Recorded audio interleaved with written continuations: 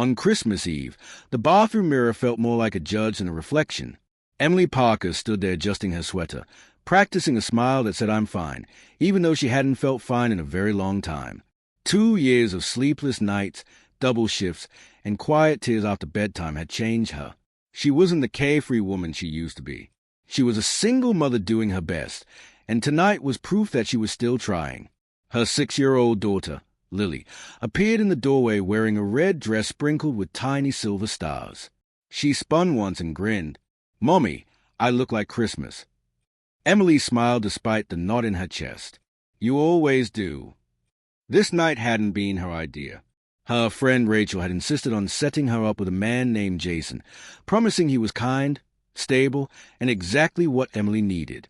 After her ex-husband walked out on Christmas Eve 2 years earlier, Emily had stopped believing in timing, romance, or miracles. But eventually loneliness wears you down, and hope sneaks back in when you're tired enough to let it. Then the phone rang. The babysitter's voice trembled with apology. Her grandmother had been rushed to the hospital. She couldn't come. Emily wished her well, hung up, and stared at the wall as panic settled in. Everyone she called was busy. Family dinners, church services, normal lives. Rachel's answer was immediate. "Bring Lily. If he's a decent man, he'll understand." Emily didn't feel brave, but she was out of options, so she knelt in front of Lily and said, "How would you feel about a little adventure tonight?" Lily's eyes lit up. "Like hot chocolate." Exactly like that. The Maple Street Cafe glowed with warm lights and evergreen garlands. The smell of cinnamon wrapped around them as they stepped inside. Lily gasped in delight, pressing her nose to the glass pastry case. For a moment, Emily felt something close to peace. She spotted Jason at a corner table. He looked polished and confident, too confident. As they approached, his smile faded. His eyes dropped to Lily, then snapped back to Emily. "You didn't say you had a kid," he said flatly. Emily began to explain, but he cut her off. He muttered something about wasting time, stood up, placed cash on the table, and added, loud enough for others to hear, "Next time, be honest about the baggage." He walked away. Lily tugged on Emily's sleeve. "Mommy, what's baggage?" Emily pulled her close, her throat burning. "Nothing you ever need to worry about," she whispered. She felt small, exposed, like every fear she'd ever had just been confirmed. That's when a gentle voice interrupted. "I'm sorry, I couldn't help noticing. That was really unfair." Emily looked up to see a man standing nearby, holding the hand of a young boy.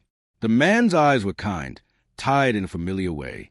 "My son and I were about to order," he continued. "Would you like to join us? Christmas Eve feels a little lonely otherwise." The boy smiled shyly. "I'm Noah. Do you like space?" Lily nodded instantly. "I like planets." Something inside Emily loosened. The man introduced himself as Daniel. He ordered hot chocolate for the kids and coffee for the adults. Conversation flowed easily about school projects, favorite desserts, bad holiday movies. The kids bonded instantly, laughter filling the space Jason had left empty. 2 hours passed without Emily checking the time or worrying about the bill. Daniel listened when she spoke. Really listened. He talked about losing his wife suddenly 3 years earlier and raising Noah on his own since then. When the cafe began closing, Daniel walked them to Emily's car, carrying Lily when she fell asleep mid-step. Before leaving, he scribbled his number on a receipt.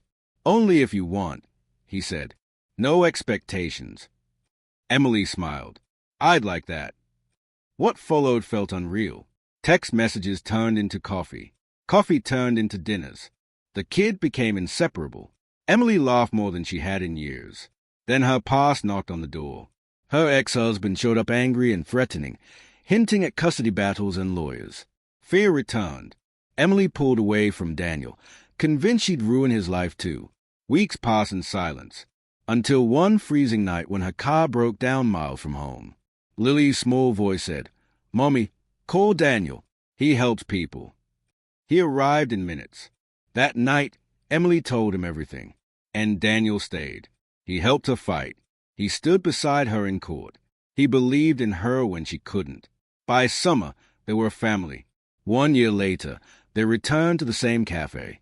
Daniel reached across the table, nervous and smiling, and asked Emily to marry him. She said yes. Sometimes rejection is just a long way home.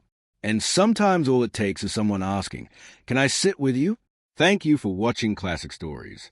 Don't forget to like, comment, and subscribe for more stories that remind us how powerful compassion truly is.